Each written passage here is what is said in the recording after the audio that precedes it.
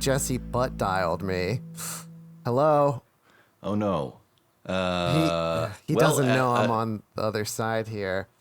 I'm just going to keep talking. So I'm thinking of starting an improv podcast Wait, with what? you, other person. Wait, Jesse, hello? Can you hear me? You better not start an improv podcast with another person. Yes, no, I have nothing else going on in terms of improv Yes, podcast. he does. Jesse has an improv podcast. It's with me. It's Big Town. Jesse, pick up your phone. What's that? Monetize it? Yes, definitely. No, that is a good idea. Yeah, I don't know why we sleep on that one. Well, welcome to Big Town Improv. What? Jesse? I'd like to introduce my co-host. He's doing Big Town with someone else. Posh Jilch. With my negative doppelgänger. He looks like he looks exactly like me, but a photo negative. And he Posh, speaks backwards. Posh, what can the people expect from Big Town Improv? Yeah, you asked Jesse. Well, I guess me, Josh Pilch, I guess I'll just listen in to this other episode that Jesse's going to do with my negative counterpart. Fortunately, Riverside has a function that lets me reverse his dialogue because, of course, he speaks backwards, too, being the negative Josh. But all I have to do is click this button, and Riverside.fm, which is an excellent host for our podcasts, will flip. It says here, if you're recording with the negative doppelganger of another person, click here. To flip their dialogue back. Yep, what? Yep, yeah. Hey, Click. Jesse. Hey, Posh. So I was just asking what people can expect from Big Town Improv. Big Town Improv? Well, you're listening to that right now. It's an improvised podcast wherein we're going to tell some true stories which are going to inspire a montage of small scenes. But then in the second half of Big Town Improv, we'll do one big scene with multiple characters, locations, in single narrative form. It's going to be a lot of fun, Posh. I agree, Jesse. And I'm happy to be doing it with you, who I've known for many years and is a dear friend, and no one else. Yeah. No, it's so cool you asked me to do this. Hang on a sec. My phone. It looks like my phone. Jesse, pick up. Jesse, it's me. Josh? Yeah, hello. Oh, I must think have you butt dialed you. Yeah, you did. How much did you hear? I heard everything. It's been a great show, by the way. It's been really good so far. Thank you. Oh, well, this is awkward. I didn't want you to know that It's fine. I at this point, I'd say just finish the episode with Posh, and I'll listen. Well, the two of you could alternate out. There would be no No, way for that's the view. okay. Like, if his dialogue is going the right way forward, there's literally no difference between the two of you. That's kind of what I was thinking. It's going to be a pretty hard distinction to make. All right.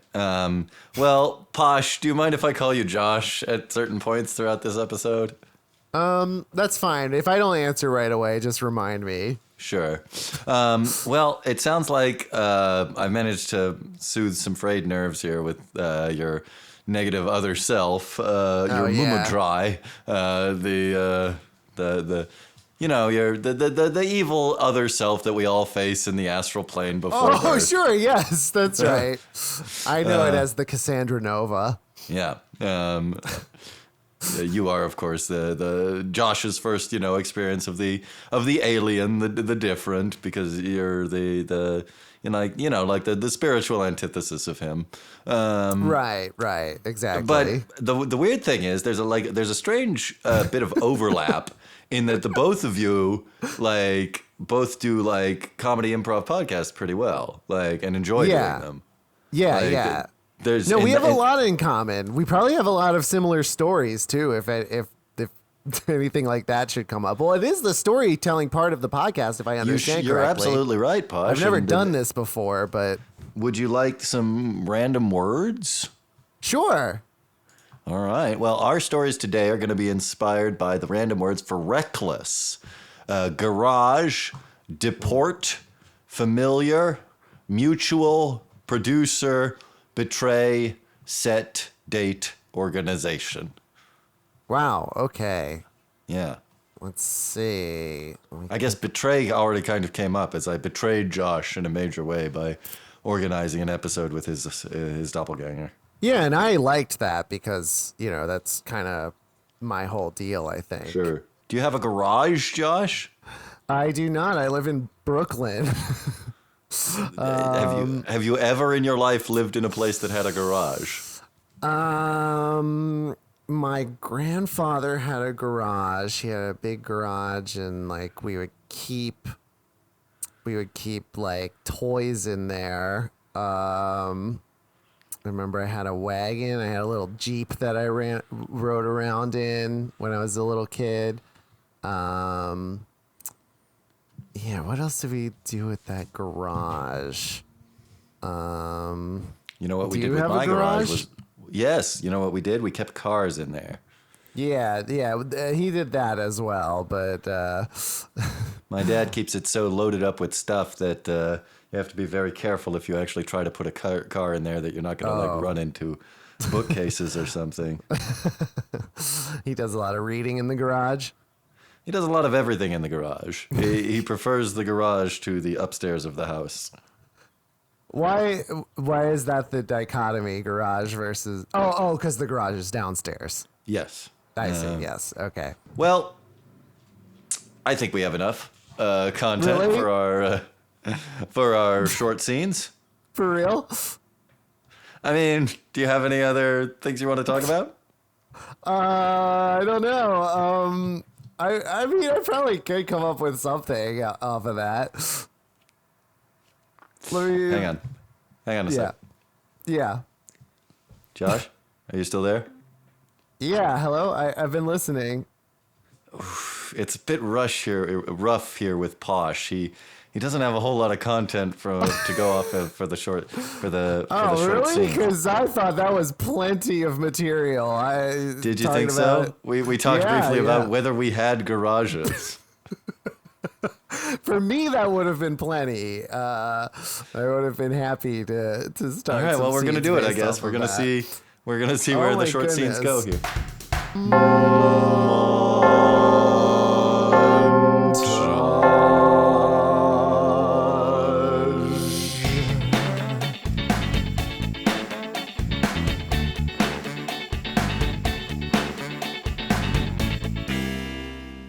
Barry, come in here. Yeah. What's up? Check it out. It's brilliant, isn't it? You're thinking, what's he done? This is just a big empty room, right? Yeah. There's nothing here. 2 big doors and then leading to an empty room. And those doors are pretty big, right? They are big. They're bigger than you would need just one person to come through. Sure. And also, if you just wanted a person entry and egress, you wouldn't need this small clicker, right? Watch what happens when I push the clicker. Go! What? Greg, get down! The door opened on its own. Yeah, sure did. No. And now look. The clicker? Wouldn't you say that there's enough room for a vehicle to enter into this large open space? Oh my God, you're right. A whole car could come through either of these doors. Park comfortably, meaning right? That 2 cars could come through and stay here comfortably. You're right. Greg. Yeah.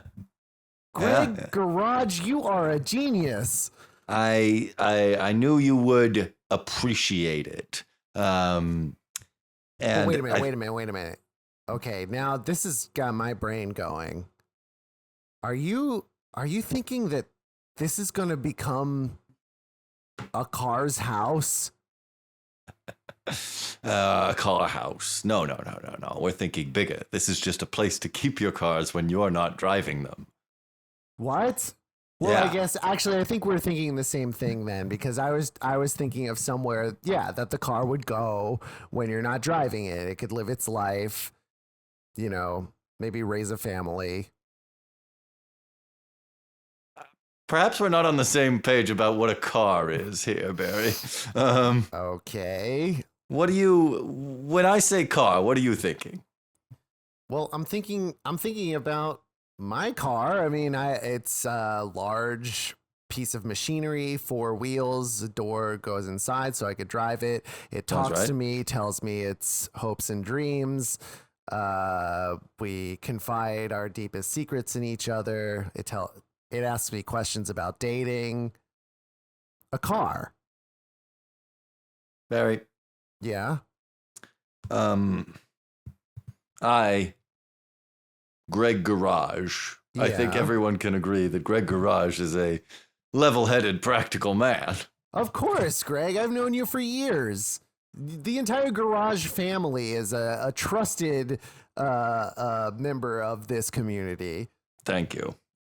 So I hope you'll trust me when I say that that most people's cars don't talk to them. Is that true? You might be mad. Wait a minute. Now that I think about it, see, I've never actually talked to anyone else about this, but now that I think about it, my car didn't used to talk to me until the day that my mother-in-law got into an accident in our driveway, and a green ooze got all over her and disintegrated her whole body. It was a really tragic moment. You don't think, Greg Garage, you don't think it could be that the soul of my mother-in-law now lives in my car? It's possible. Hey, Bill. Yeah. Bill TV. Bill. Bill TV, come here a Yeah? minute. I got a great idea for you. Yeah, what's up? This guy's life on as a TV program. A TV program? What's he talking about? Oh, I'll tell you all about it. Don't worry. But wait a minute, Greg. If I'm understanding this correctly, the wooden box that I have been talking to you about, it's a great invention. It's a wooden box, but I've never had anything to put inside of it. Right, but it can send and receive radio signals and stuff, right? Yeah, that's right. So maybe audio and visual, like unlike fucking Charles Radio's bullshit. Oh boy, look at me. I'm walking down the street. AM and FM is what I say. I hate that I guy. hate that guy. He's so smug. Well, you're going to blow him out of the water with your new wood, view and talk box. That's right. I'll come up with a name, and I'll come up with a name for it. But basically, I consider it to be a house for stories to live in. That sounds almost like a weird, pretentious message they'd put in front of a movie, Hello there. I was just walking down the street. It's me. What's my name again? Why can't I think of it? I'm very famous. Nicole Kidman. That's right. That's why I'm a Kidman, because I'm a kidder. Wow, look at this. A wooden box. A land for ideas. A home for them. All of them. I'm sorry, Barry. Nicole Kidman is a real bore. Yeah, that's okay. Oh no! Oh, I've stepped in some green sludge. Oh, I'm disintegrating. Oh. Kidman! Beep, beep. Oh, great. My Nicole Kidman, the car. Coming up right after that other guy's mother-in-law, the car. You can watch it all here on the house where stories live, where we have two different shows. Both about someone's soul being trapped in a car.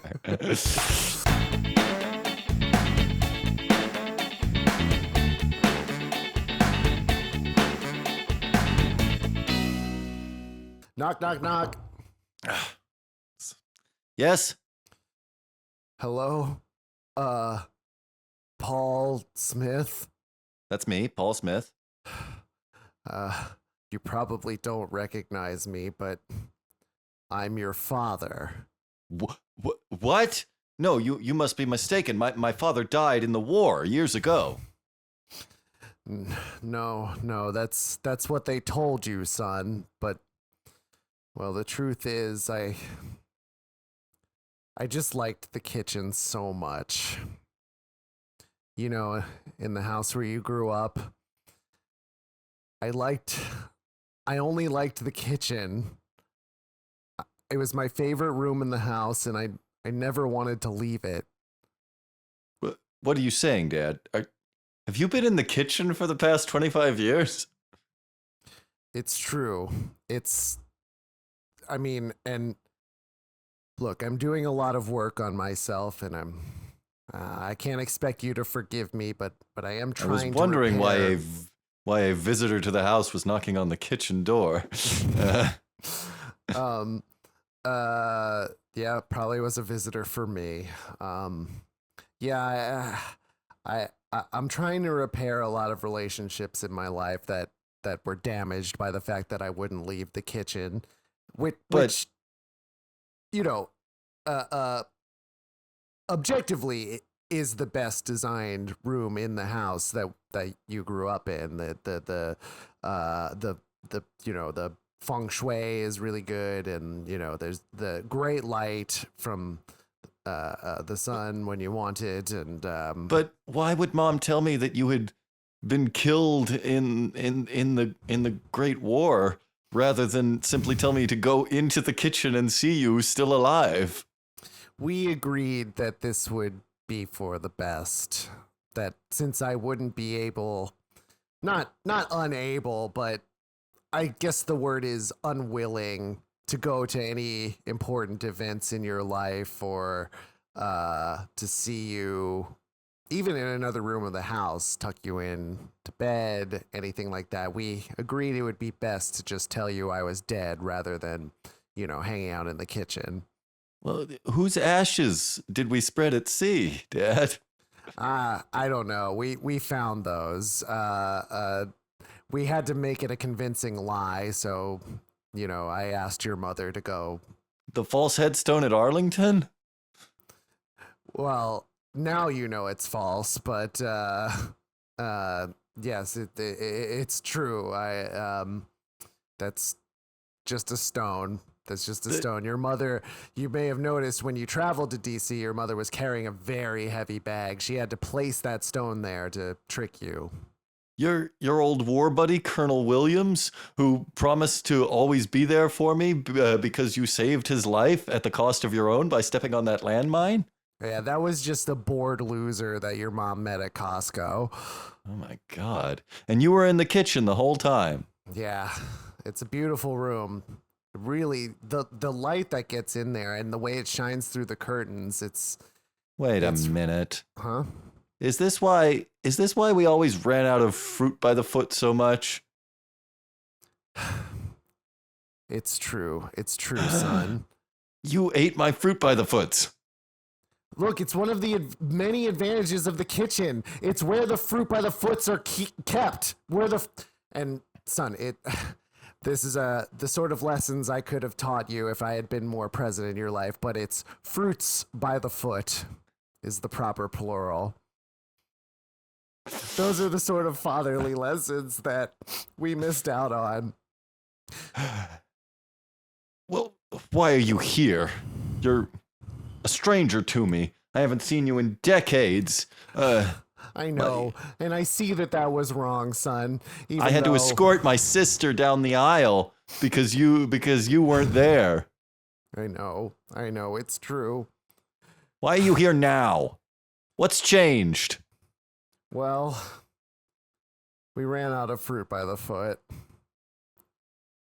There's no more fruits by the foot in our frankly incredibly expansive pantry. It doesn't even look big, but the food storage you can get in that thing, it's just incredible. It's perfect. But anyway, we're all out of fruits by the foot, and I realized that now that I think about it, the day before my mother told me that you had died at Iwo Jima, she had gone to Costco and purchased a 26-year supply of fruit by the foot. Yeah, that makes sense timing-wise. Yeah, definitely. Are you... I can't help but notice you keep glancing over my shoulder in the direction of my kitchen. What? I don't know what you're talking about, but hey, you gonna invite your old man in or what? So I can repair our lost relationship. I'm gonna invite you in. But, Dad, yes, Paul? There's something that you need to know about me. Well, what is it, son? You can tell me anything. In this house, the porch is the best place to be. Or more accurately, the doorway. Right on the porch. So you're telling me that you've never left right where you're standing right now? That's right. I can greet guests. I can let them scooch past me into the house. Look at the lighting, Dad. The lighting on this porch. Yeah, this is a really nice porch. Oh, the wind chimes. That's beautiful. And look here. I've got a little table right next to the door with a bowl. Unroll. Oh my God. Unroll. Look at how big it is. I'm gonna grab the other end.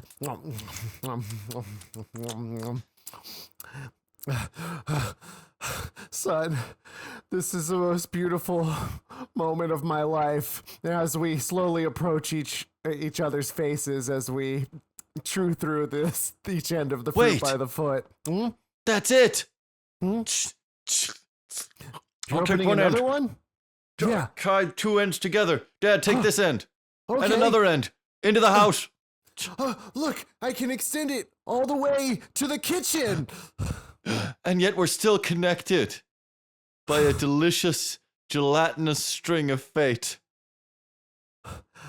And don't you all want to be connected by fruit by the foot? Available in the pantry section of your local supermarket. You collect all the fruits by the foot today. Repair your broken relationship with your father who faked his death. We now return to my car, which is the soul of my second cousin once removed. Only on the box where stories live.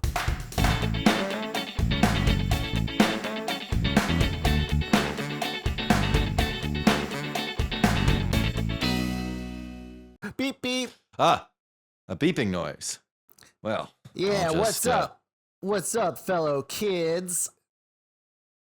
He thinks he's so cool with his toy car driving beep, past beep. us.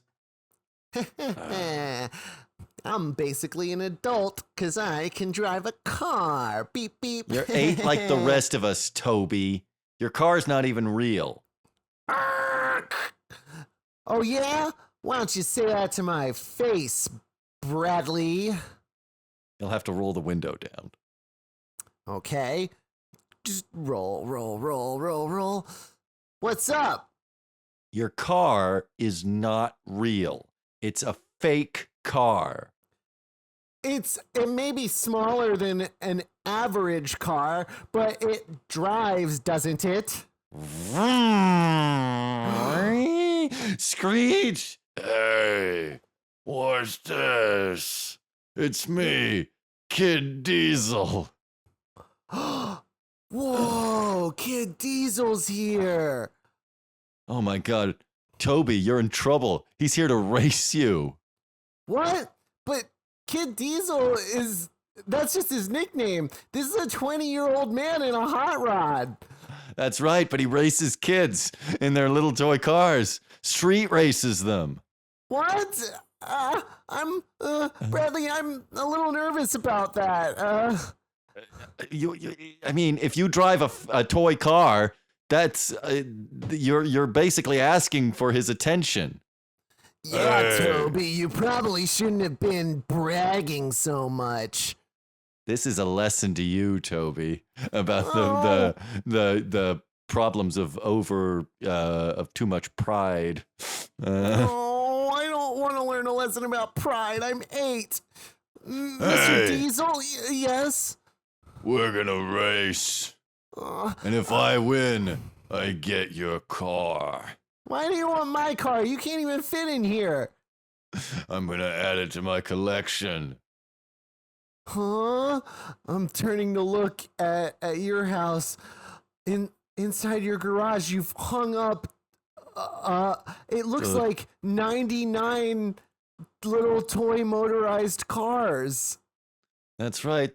All hanging on spikes, Toby. Each one represents a victory against a hubristic kid. Oh, Bob. But, in fairness, if you win, you get my car. I do? That's right. Okay, well, where are we racing to? Dead Man's Curve. Huh? You mean we're gonna drive as fast as we can and then brake before we get to the end of a cliff that falls 500 feet into the river? Yeah, the curve is a 90-degree curve straight down. My misunderstood curve. I mean, I understood it correctly, actually. That's right. You got it. If you can't brake in time, you go over the edge. I'll fish your car out of the ocean and your body with it to give to your parents. Oh, okay. Vroom, to the starting line.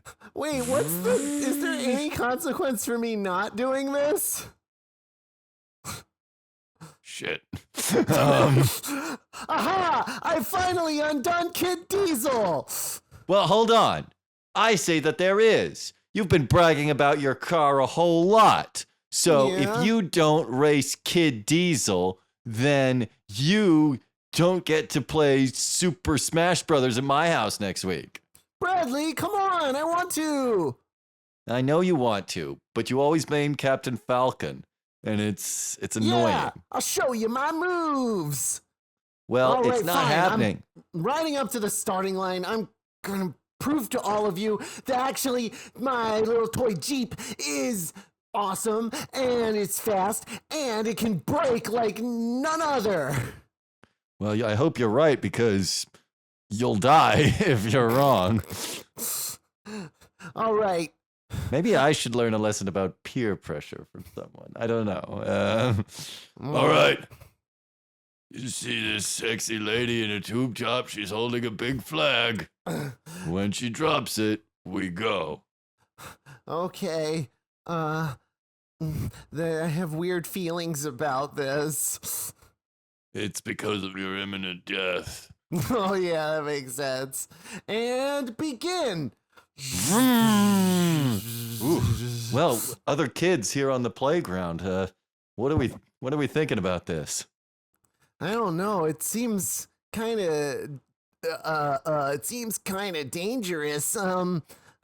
I will say, Kid Diesel went way out in front. He's so much farther ahead. But since this is a race to see who can get the closest to the edge And and then break, break. I Yeah, guess it doesn't really matter. Really matter how fast they go. Yeah, but it is also true that Kid Diesel is driving an actual car, you know, and Yeah, it's true. ooh, they're approaching the cliff, or at least Kid Diesel is approaching the cliff, and you know, maybe like 1,000 yards behind him, slowly is coming Toby. Yeah, it's true. But wait, just 50 yards behind us is coming. Oh no, you know who that is? It's Kidman. Kidman, Hey, but hello there, kids. Kid. Yeah, What are you doing here, Kidman? I'm here to teach you a lesson about peer pressure. Because All right. wouldn't you like to see a movie in the theater?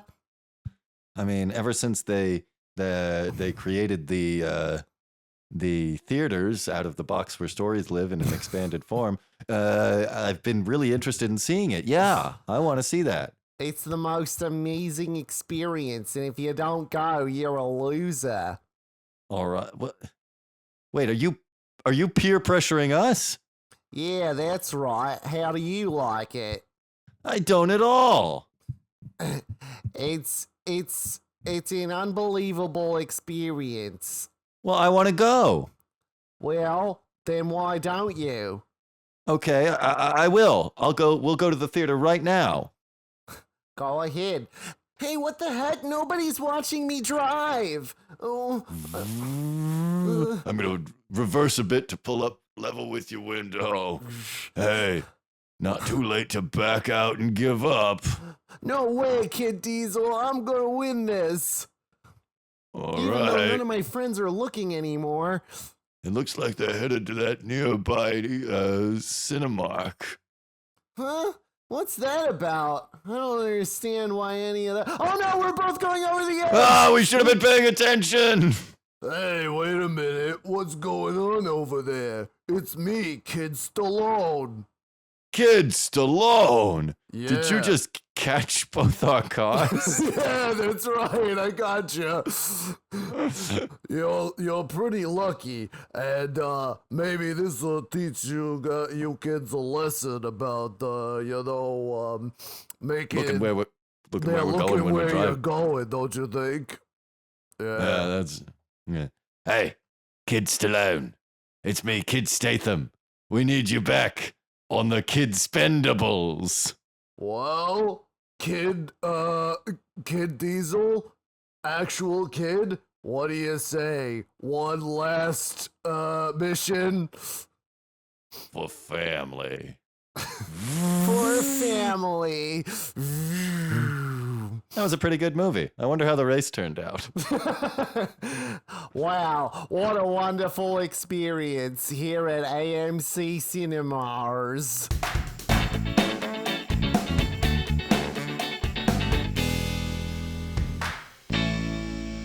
Well, Posh, I guess that would mean that now it's time for the big scenes. The big town big scene, just one?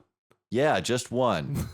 Well, I mean, it could be argued that it's a single Right. narrative made up of a lot of Of smaller multiple scenes. scenes, that's true, yeah. But we will call it the Who big came scene up for. with that name? Probably my negative doppelganger. I thought you were the negative doppelganger. Not Or is from it just my like a- perspective. Whoa. All right. Well, let's get some random Looks words like for you our learned long a scene. here. lesson from Kid Posh. Yeah. Okay. Your random words for the long scene are admission, killer, master, far, revoke, fly, escape, bury, decisive, mother.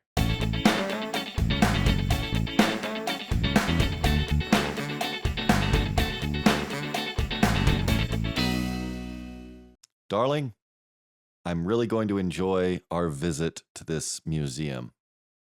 Oh, yeah, I'm really excited. I've never been in this city before. It's really great to get to take this trip with you. I'm also really enjoying it. I just wish the kids were a little bit more enthusiastic about the learning experience that they're about to have.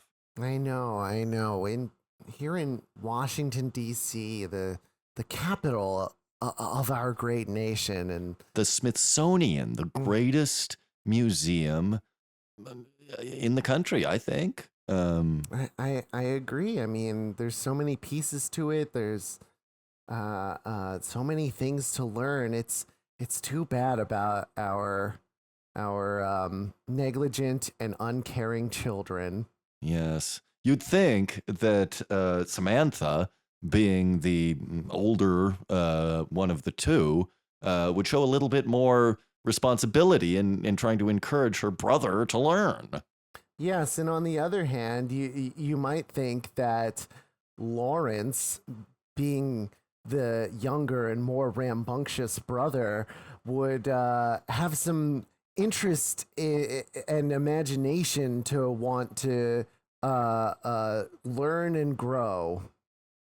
But neither of them do. Neither of those descriptions apply to our two children. Neither of the respective descriptions apply to the one we spoke about. Samantha is not responsible, nor does she really care about her younger brother. And Lawrence is not rambunctious and not full of imagination. Nor is he eager to learn. No. Here they come now. Now we must put on our parent masks of a sort. Yes. We don't want to express our real, true feelings because we have to be encouraging and supportive. Hey there, kids. You ready to go to the Smithsonian? No, I don't want to go to the Smithsonian. Nor do I want to go to the Smithsonian. I would like to stay here and count the blades of grass. Ah, yes, numerical facts. That's all I care about. Nothing imaginative or fanciful. And yet, despite that fairly strange personality that you present, I don't care. I have little interest in your life, little brother.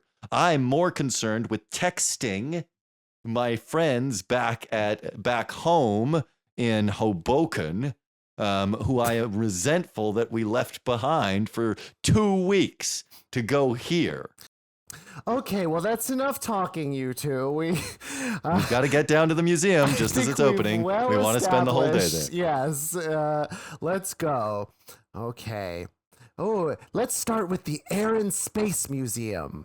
An excellent idea, my darling wife. I, being, of course, formerly military, have a keen interest in many of the achievements of the American space program. That's right, and I, of course, being a NASA astronaut currently, also have a keen interest in the stuff depicted here in the. Why, this is you. This one shows you. Right. That's a great example of my connection to this museum. Let us see. Even though my mother is an astronaut and she is featured here in the Smithsonian Museum, I just really want to be texting Corey Findelman, a young boy whom I'm kind of attracted to. Yes, young, but the same age as you because you're also young. What an odd qualifier that you felt the need to. Well, I thought it was an odd qualifier that my young daughter called her crush a young boy. It is. Oh no, the mask is coming off, darling. I'm starting to yell at our children. Do you know what, Samantha, Lawrence, why don't you excuse your father and I? We need to quickly run to the restroom and regain our composure after dealing with you for 1 second inside of this museum. We can't let your perception of our status as ideal parent slip for even an instant. So, Okay, mother and father, but you mention this all the time, and it's starting to become pretty apparent what's going on to us children. yes, we saw through your facile pretense many years ago. Yes, and I'm 8 years old. Well, come along, darling. We better Yes, go wash up. just here into the all-gender restroom. We will have a brief discussion. Yes.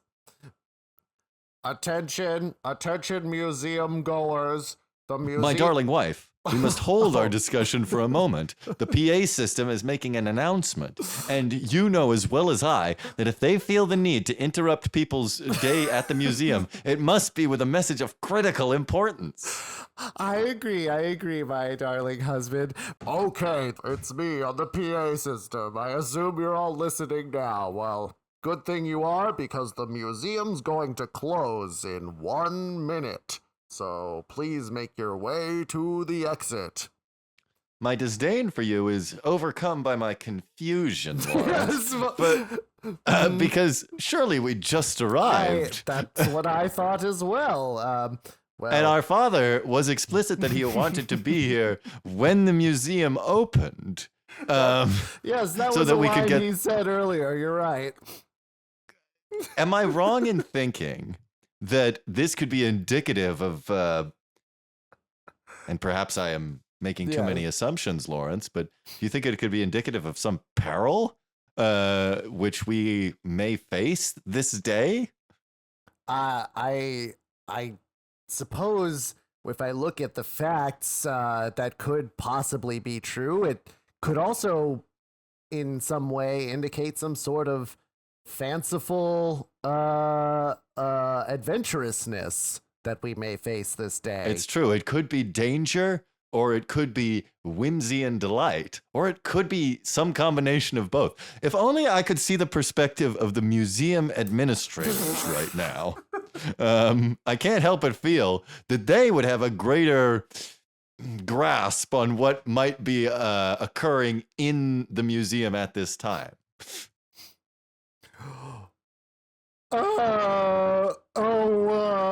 Brother, why don't you come in here? With pleasure, brother. I'll just turn this door and enter into your office, the office of my co-administrator of the Smithsonian. Yes, indeed. We are the two administrators of the museum.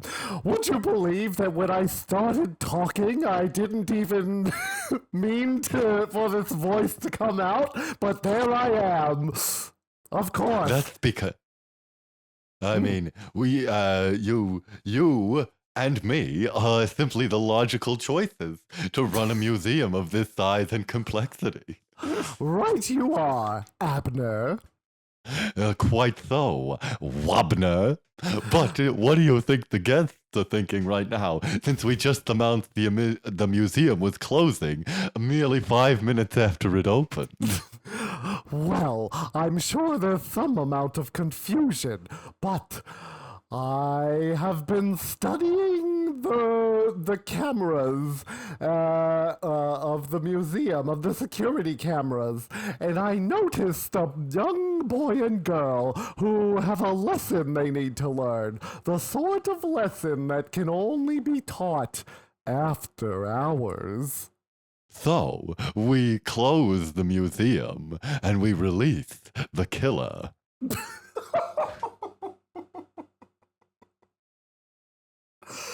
Right you are, brother. The Smithsonian Museum now has a masked man eager to kill all he sees.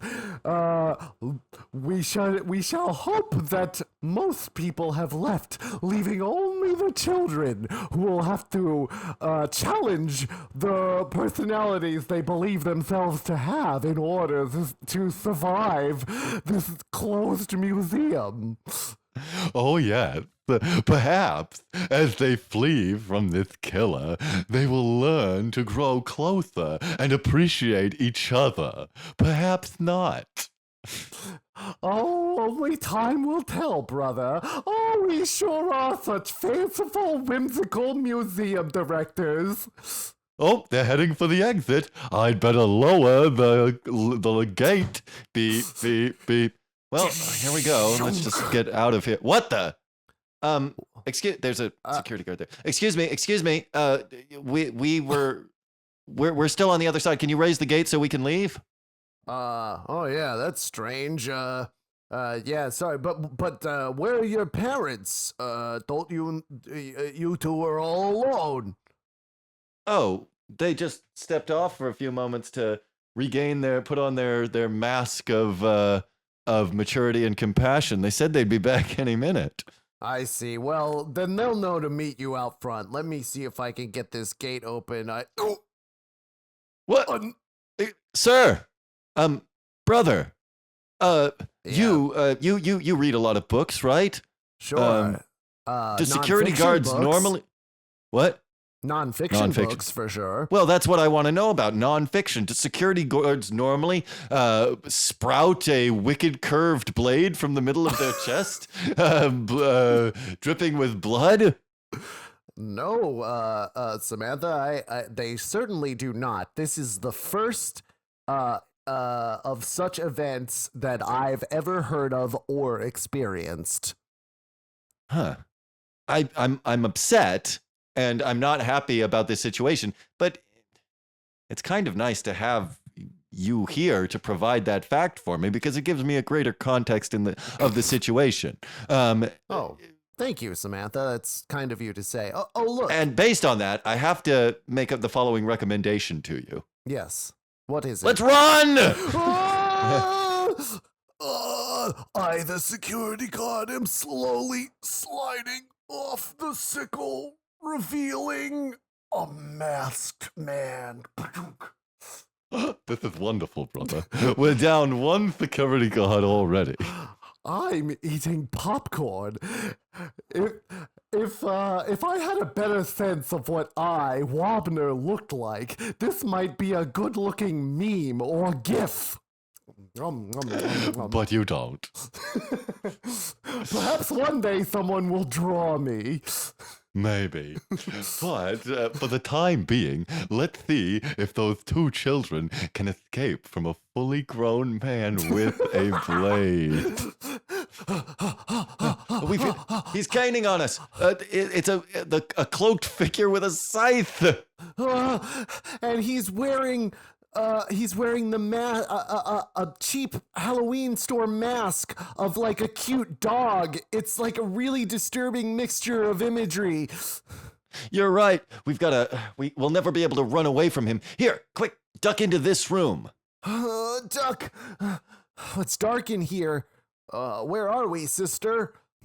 I don't know. I'd better search for a light. Wait. I'll just use my phone. If only there were a light somewhere. What? Don't worry. I can use my phone to hack directly into the museum's light grid and turn the lights on. Well, you've done it. Samantha, I never realized all that time you spent on your mobile device, how much sort of technological savvy you've gathered and learned. Oh, well. Thank you, brother.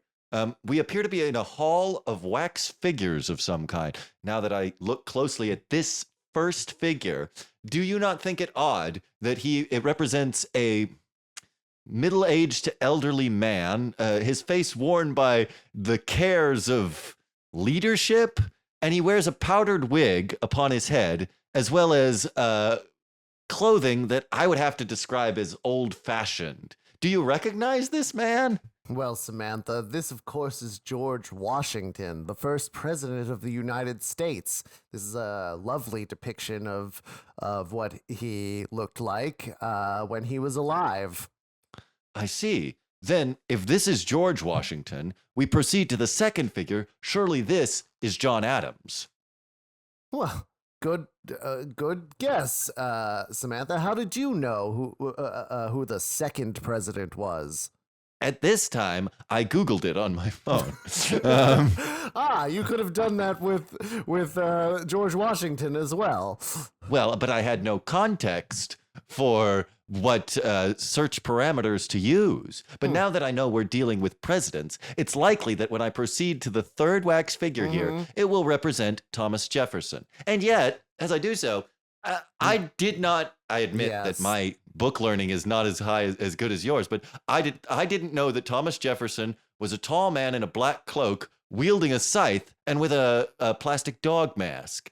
No, Samantha, your instincts are quite good. That is not at all what Thomas Jefferson looked like. In fact, that's what our masked assailant looked like. Now, come to think of it, but of course, this is just a wax statue.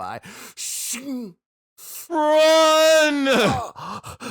Samantha, I don't know if you were about to ask it, but just in case, it is not a common thing for wax statues to suddenly start to move and brandish a knife. So I concluded. That's why I realized that the most likely scenario was that our masked assailant had somehow beaten us to this room, removed the Thomas Jefferson statue, and was standing in his place in a motionless way until we got close enough for him to strike a fatal blow.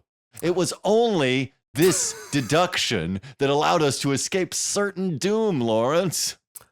Say there, Abner. Yes, brother. I'll first of all say I'm happy to see that our brother and sister duo are starting to get along better. However, there have been a few moments, yes, where they show a greater respect for each other. It's true. However, wouldn't you say that these children are rather weird and pedantic? It's true, brother. They're not typical children.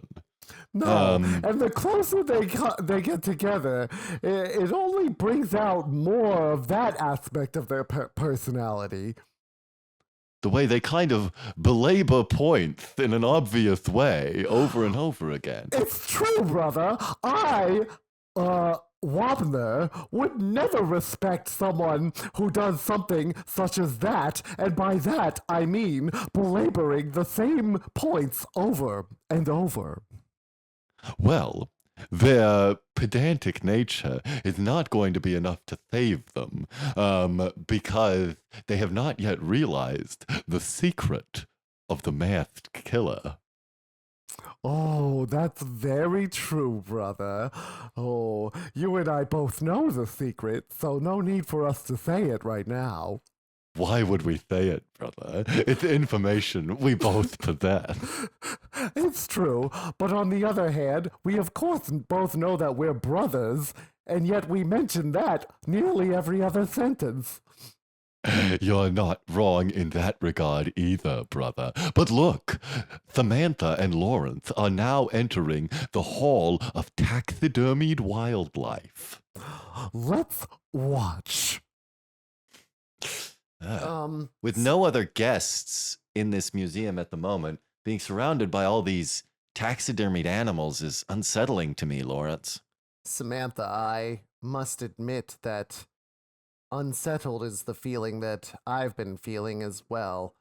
You know, I've never voiced this out loud, but sometimes when I feel scared is the moments that I most wish I had an elder person to look up to and protect me. That's probably sounds ridiculous to you, though. No, I understand your sentiment.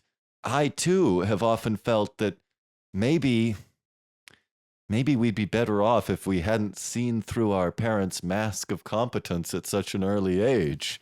Realized that they're basically phoning it in, making it up as they go along, have no real idea what they're doing. Yes, and truthfully, I guess we now understand that that's true of all parents to, more or less degrees, but it just would be better if we found that out later. Yes. Unfortunately, we became disillusioned at an overly you duck. Swing. He's here. Don't worry. Look, that animatronic hippopotamus. Get on its back. Well, what for? I can't imagine that there's. Look, its feet are nailed into place. There's nothing we can do from atop here, sister. You'd think that, but I've been looking at the Smithsonian's coding matrix, and I believe I can enter in a sequence of commands that will cause this hippopotamus to reroute through the sprinkler system and unleash a torrent of water to blast our masked assailant backwards through its open mouth.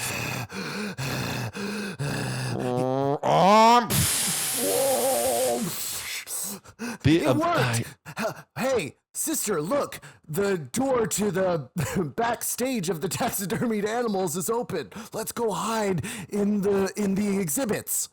An excellent idea. Ooh. But now that we're in here, note that this is the place where much of the work is done, and flensing knives and strange chemicals dot the shelves of this place. Perhaps, Lawrence, it would be wise to arm ourselves in case the assailant returns. Very good thinking. I recently read a book on how to brandish a scimitar in the most effective way to parry an assailant. And I see here they're preparing a model of the famous AK-47 gorilla from Africa, a creature which hunts its prey with an AK-47 rifle. I'll take this rifle from the display and load it with these nearby rounds. By the way, I've been studying up on that species, and it is really disrupting the food chain. The ecosystem is kind of in a disaster zone since that evolved. I didn't know you had such a care for the natural world, Lawrence. I guess all the reading you do has really made you think about the responsibility we have as humans to protect the ecosystems of the world. Yep. Great. Well, I've got my gun. You've got your knife. But perhaps we're just being overly careful here. After all, that water jet was pretty high pressure. It may have... Ah, there he is! Quick, yeah. Cut his head off. Cut his head off. No, wait, stop, don't. What? Hold back your blade, brother. Let us hear what he has to say. I'm standing up. I luckily was wearing a bulletproof vest under here, but you know, you were standing pretty close, so the impact, I do think I broke some ribs. Well, the gun still has rounds in it, and we saw you kill that man earlier, so I won't hesitate to drop you in an instant and leave your corpse here to rot. Wait, you don't want to do that. Hold on, let me take off my mask. What? Are we about to discover some secret of this masked killer? I suppose we are. The secret of the killer is about to be exposed. Oh, brother. Look here. They think that they're about to learn the secret of the killer. Oh, they sure do, but are they? Oh, I don't think so, brother. I think the secret that they learn now is not the true secret. Yes, perhaps this will be a misleading secret. We know it will, because we are aware. We've orchestrated this entire scenario. But it looks like he's done with his paws. Let's see what happens when he removes the mask. What the? Why, you're the very security guard that we saw stabbed. And not only that, Lawrence, don't you have a birthmark on the back of your head? Why, yes, I do. It's right here in the shape of Europe. Yeah. Well, my voice is more gruff than yours. Let me show you what happens when I take off my hat that was on top of the mask. The same birthmark. So, what are you saying here? You have an identical birthmark to my brother Lawrence? Because I am Lawrence from the future. Could you excuse my brother and I for a moment? Okay, but there's not much time. Brother, Yes, sister. What do you make of all this? well, thus far, while our experience inside the Smithsonian has been, to use a handful of adjectives that occur to me immediately, traumatic, unexpected, distressing, dangerous, surprising, but nothing that has happened here feels especially fantastical. But now this man presents himself as a future version of you. That means that time travel exists. You will at some point go back in time to terrorize your own younger self at the Smithsonian for an unknown reason. Thus, it's quite unbelievable, brother. What do you think? I couldn't agree more with your description. Well, there's only one way to truly suss out the truth of the matter. Let's go speak to this man who claims to be future Lawrence.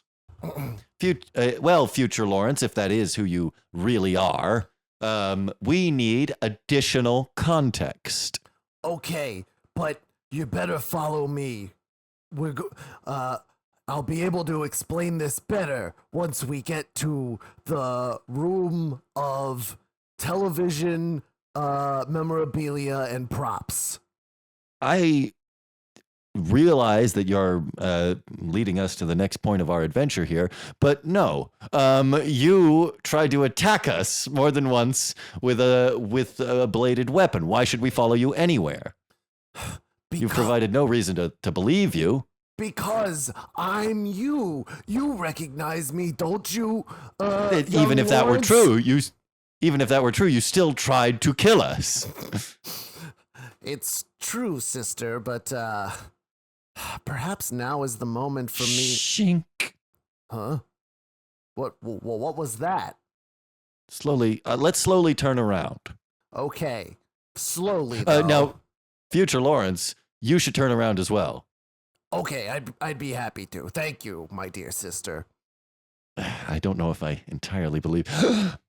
Another figure in an identical costume, black cloak, scythe, and dog mask is coming towards us. There are 2 killers. That's right. There's been 2 killers all along. Of course, this explains how he was able to seemingly teleport from and appear in the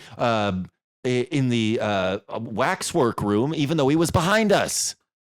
Great point, sister.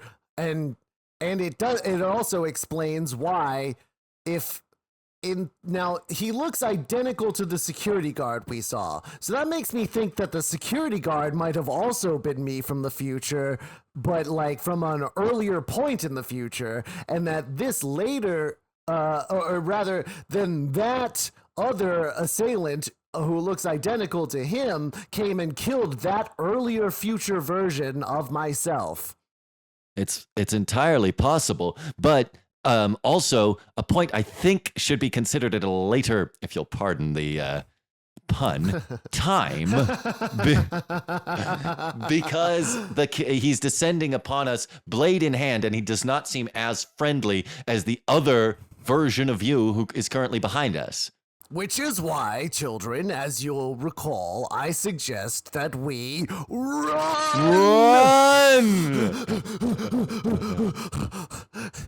Say now, but on our way, you better start giving us some answers. Look, it's very simple.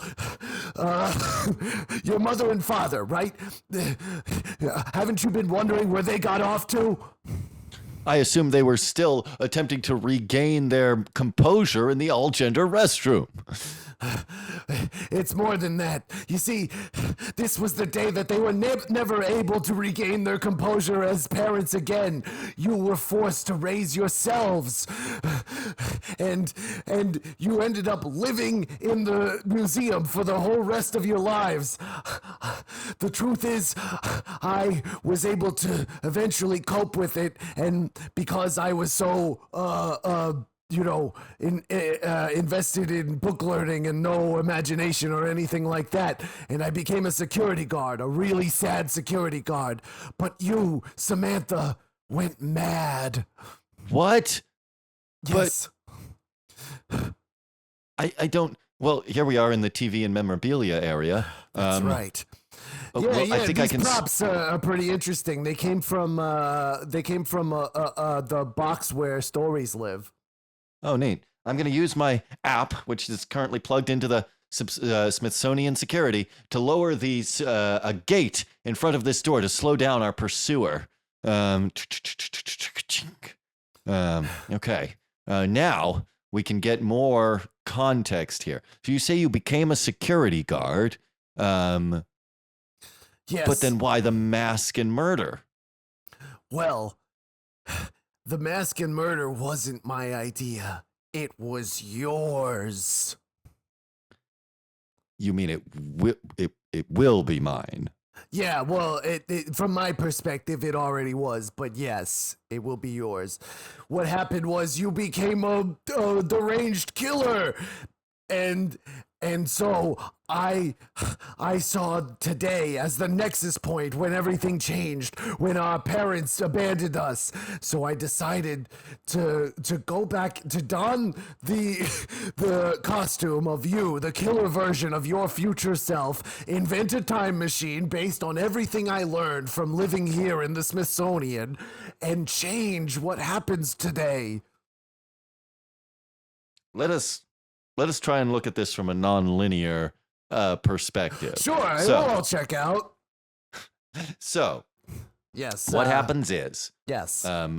Lawrence, can you fact check me if I'm wrong here? Absolutely. I love facts. Yeah. So we come to the museum today, and while we are at the museum, some anomalous event. Future Lawrence, did you ever discover why the museum closed early today? I was never able to answer that question. Very well. That will be we'll call it anomalous event A. I'll use the whiteboard from the movie Hidden Figures to illustrate some of these points. So we have here great and memorable movie. Yeah. So we have here anomalous point A. The museum closes early. We get stuck. We're not able to reach the gate in time.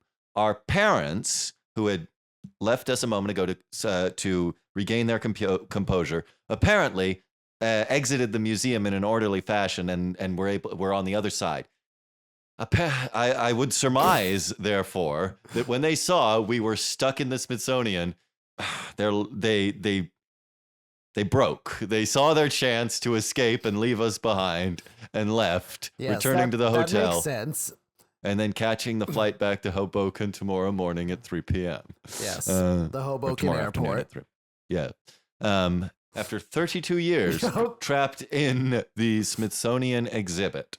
One assumes it was a gradual process, but I, Samantha, go mad. Correct. I become deranged.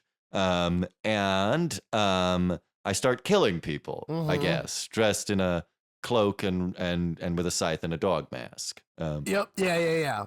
So Lawrence hopes to prevent this dark future of us being trapped in this museum for 32 years and his sister going mad by inventing a time machine based on the scientific principles that he learns here in the Smithsonian, using that time machine to travel backwards in time to this date. Exactly. Okay, but we're not done. because Lawrence, now in the past, takes the position of a security guard and is prepared to open the gates and let us out of the museum, yes. averting the future. Right, exactly. But then, killer me, future Samantha, must have found the time machine, gone back in time, and killed the original future Lawrence. That's right, yes. But because of a divergent timeline, Lawrence, you here grew up and having seen that happen, knew to prevent it. So use in this works. In timeline 2, we'll call it. Yep, you drew a line branching down from the first line you drew. Yep, timeline 2. Lawrence grows up, goes through the same. I still go mad. Lawrence once again builds himself a time machine, but this time knows, don't pretend to be a security guard because you'll be killed. So instead, he disguises himself in the killer costume and teleports himself to the or goes back in time once again, this time attempting to just explain this to us, like reveal the information to us. Yeah, and hopefully unfortunately, confuse Samantha. Sure, but unfortunately, you didn't think it through, and you confuse us too, causing me to unload a AK-47 into your chest. Yeah, that part was no good for me. It is hard to breathe. Okay. So now, hopefully, the timeline has been changed. We know that. Oh yeah. I know not to go mad, and Lawrence knows not to disguise himself as a killer when bringing us the information, right? So that's true. I wouldn't do that now for sure. There was another gorilla display and another AK-47. Get down! Everybody get down! Oh no. Samantha, you don't want to do this. I do want to do this. I want to kill and kill and kill. And it's your fault. It's not my fault, Samantha. It was our parents. They abandoned us.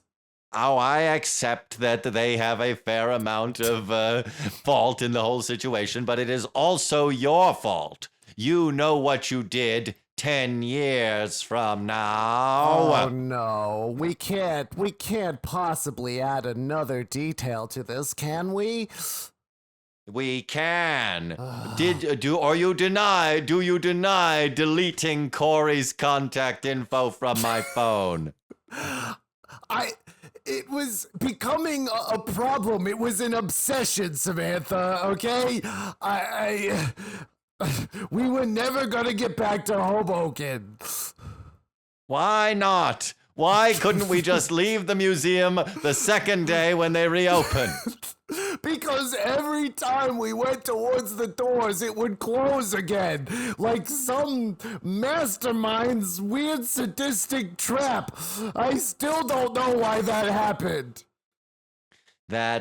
And so you took the only solace I had, texting Corey over the course of a decade. And so you'll die, brother, and I'll kill also our previous selves. I'll prevent the future, just as you wanted to, but not in the way you intended. By erasing us from existence so we never spend 30 years trapped in here because we're dead. Samantha, I mean the young version of you.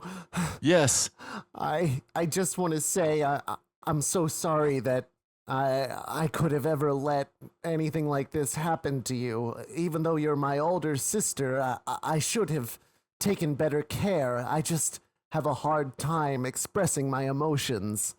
Oh, younger Lawrence, I hope that you never felt that I didn't love you just because I ignored you in favor of my phone so much.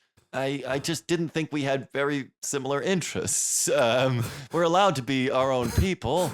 I agree with that, but it somehow seems incredibly important that we get along in this last final moment of our lives. of multiple versions of our lives. I keep glancing over, hoping that this catharsis that we've come to will cause the future to change and she'll simply cease to exist, but it's not happening. It won't, because we already know this is a divergent timelines version of time travel. So that version of you exists no matter what. Oh, crap. So, older Lawrence, that means you're just here one way or the other, huh? Yeah, my life sucks. But, hey. I just noticed you have a robot arm. Oh, yeah. Do you want to know how I got that? No, not really. Brother. Who's that clapping in the distance? Brother. Younger brother. Yeah? My dearest younger brother.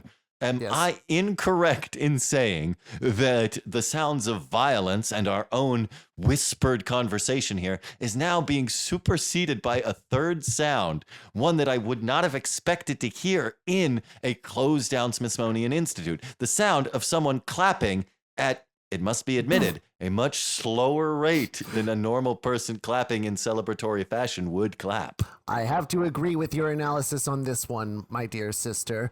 Let's see if we can get a good look at where the clapping is coming from. And yes, as I look past the deranged older version of yourself, who thankfully has, well, I was going to say ran out of bullets, but I can see she's still firing, but just has terrible aim. And yes, I see but she has somewhat considerately put a silencer on the firearm. I see two figures approaching. I would be at a loss to describe them, brother. Yeah, I could never quite figure out what they look like, but it's definitely over the top, distinctive, and similar to each other. Yes. Though I don't think identical. They are not twins.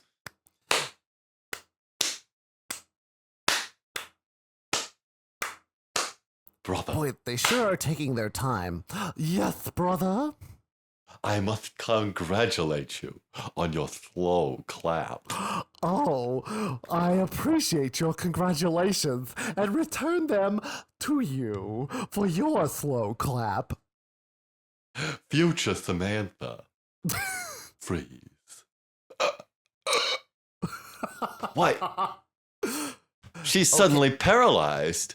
When that man said freeze, she actually did. She froze in place. As though suddenly yanked out of time itself. What a wonderful assessment you've had, and on a day full of wonderful assessments. Future Lawrence, come out, please. Okay, here I am. Here is a security guard uniform. Please take off your black cloak and put it on because you are late for your shift. Say, I recognize your voices. Are you the shadowy museum directors who hired me in the future? Your ability to interpret facts is undimmed by the passage of time. You are correct. I am the curator. And I am the curator. We are. Both are. We double Curators. curate. Double curators. Abner and Wabner. That's our name. That's us. Our names are Abner and Wabner. Hey, I hope you don't mind me asking. I'm a young 8-year-old boy. What's going on here? What's going on? What is going on? Well, What you're supposed to is be. going on? You're supposed to be the master of rationality and fact. So let me ask you, And young yet man. I'm at a loss for the first time in my 8 years of life. Are you indeed? Because let's analyze. What, young man, is the purpose of the Smithsonian Institute? Well, I guess it's to teach us about the past and where we might go in the future? That's right. And so, what do you think a pair of oddly powerful museum curators might do if they saw a young brother and a young sister who couldn't get along? They might construe a dangerous and violent time-spanning plan that would bring us together. Well reasoned. But wait. Yes? A My question is- I see. My question is for Abner, the brother standing on the left. Oh, you read my name tag? I did. Abner Smithsonian. Yes, that has been my last name all along. But I don't understand. How could you possibly have known what would occur in the future, in multiple different futures, when where I go mad and then go back in time with my brother's time machine in the how could anybody know what could happen? Well, that's a simple answer. You see, Oh, it's so simple. it's oh so simple. You're gonna feel so dumb when you You're say gonna feel it. like such a dumb doofus when you find out what the answer is, you dingbat. Better tell her. I'll tell her now, even though she is kind of a dumb doofus. The answer mean. is that Abner and Wabner are eternal. We are everywhere and nowhere. We are all times and no times. One time, we were the chief of a tribe that worshipped the penguin. One time, we were fish under the sea. We were the. Did you ever see the movie Star Wars Episode 2: Attack of the Clones? Yeah, I saw. No, I don't watch fiction, but I think my sister saw it. I definitely saw that movie. We were the bugs. We were the bugs were the in the bugs. scene We where were they the bugs. tried to kill Natalie Portman. Yeah. You see, we are abstract beings. We are outside of your normal understanding of reality. Wow, this became a lot more about the lore of you two than I ever expected any of this to be, and If we show up again, we might ignore this lore. it's very possible, yes. We might show up for a bit gag and then not show up again. For several episodes, yes. All of that is possible. What do you think he means by episodes, brother? I don't know. This is all so confusing. I just wish So there was then- something that could put a nice bow on all of this. So with your unlimited power over time and space, you've frozen the future me in time. Yeah. But what happens now? Well, I just wanted her to stop shooting when we did. For a minute. For a minute. We'll see what she wants to do later, but I wanted her to stop when we brought in the third person involved in this whole scenario. Come on in, Bring them up. Corey. Eh. What? Unfreeze.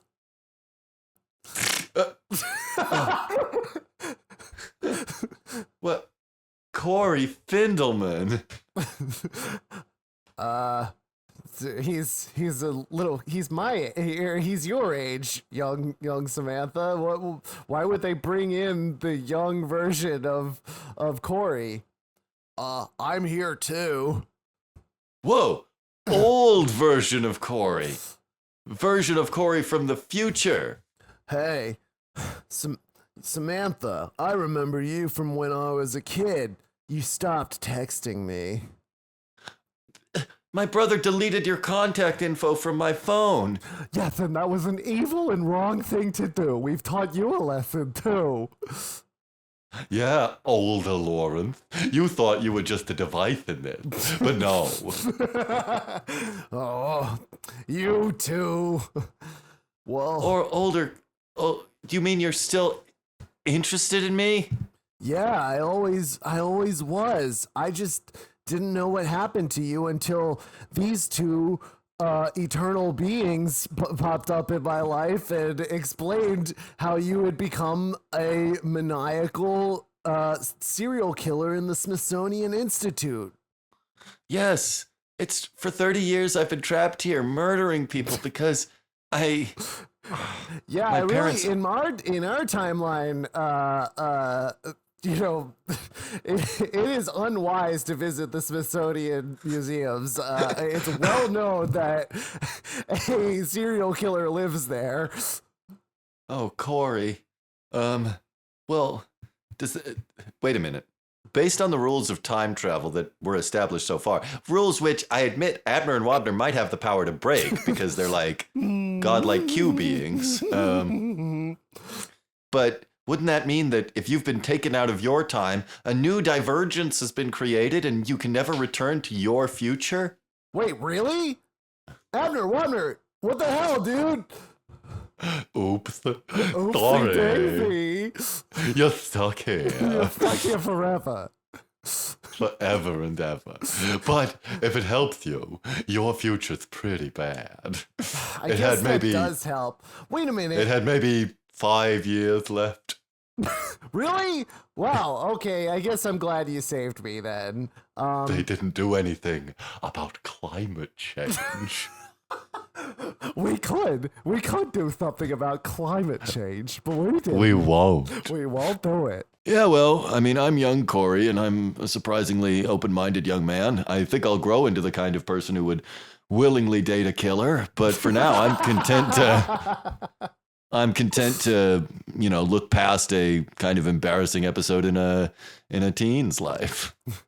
Samantha, based on my reading on how romance works, why don't you go over and kiss him? Younger Lawrence, but do you really think that would be a wise move? What if he rejects me? I guess that's always a possibility, but I learned today that you can't go always by what's wise. In fact, sometimes you have to do something just unbelievably maniacal and crazy in order to get what you want. That's what Abner and Wabner taught me. I'm going to put my phone away and stroll over and give a big smooch to the young version of Corey. Oh, lovely. And then, with that, you might notice that older Lawrence, older Samantha, and older Corey have all disappeared. We've sent them elsewhere. What? Where? Elsewhere. Well, And now you might also notice that the museum is reopening. hey, look, we can get out of here. The three And of look. us. Seizing their opportunity and walking away. Those are our parents, just across the courtyard of the Smithsonian. Run, Corey. Let's go. Well, wife, I really think we've done the right thing. We've in made a leaving our wonderful kid. decision today. We don't have to worry about college funds or dating or None of buying, it. None of it, my darling husband. we Mom, can just Dad, we're here. think of all the wonderful sex we'll be able to have once again, my wife. Mom, think of Dad, how you- Mom, Dad, Mom. Your astronaut career. I can re-enlist in the military. Oh no, that voice. Wait, Hey, Oh. you have to Huh. raise us now. Yeah, we demand that you raise us to be responsible, functioning adults. Oh man, Ah. this sucks. And I'm dating Corey, even though I'm 12. Gross. You can't date anyone if you're 12. Damn it. I just made a responsible judgment call about. Oh no, it's starting to happen. Who knows what now the future holds for us?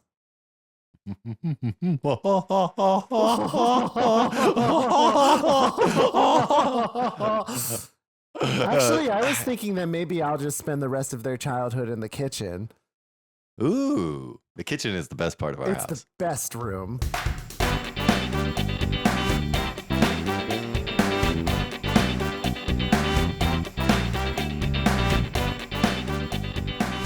Well, Posh Jilch, I wasn't expecting you to